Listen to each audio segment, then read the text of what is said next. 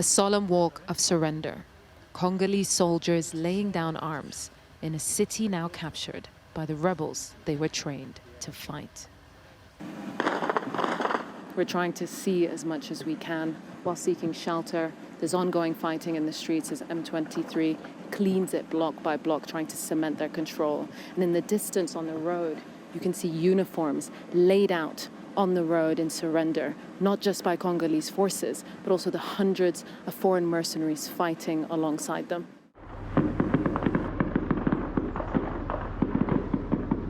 But the fighting hasn't stopped. Some soldiers are holding on in pockets of resistance around town.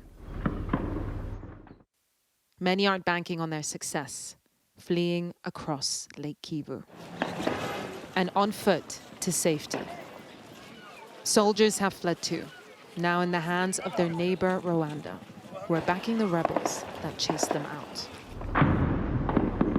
There's heavy shelling on DRC's border, with mortars and artillery coming in from the Rwandan side. We are taking measures, of course. We spoke to Rwanda's military spokesperson, who says they're firing in retaliation to deadly attacks from this side. Is this an all-out war? No, it isn't. It isn't. We are just taking all necessary defensive measures to protect the population living along the border. And we will continue to play our role, our primary role, of protecting the territorial integrity of Rwanda. The tension here is lethal. Prisoners have escaped from the central prison, and looting has been reported across the city. There is shooting all over the city. We don't know who is shooting, whether it's the M23 or our soldiers. The city is going through a very complicated situation.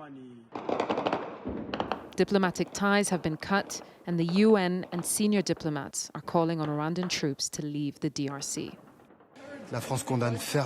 France strongly condemns the offensive led by the M23, supported by the Rwandan armed forces, which has resulted in the death of 6 peacekeepers and the displacement of tens of thousands of civilians.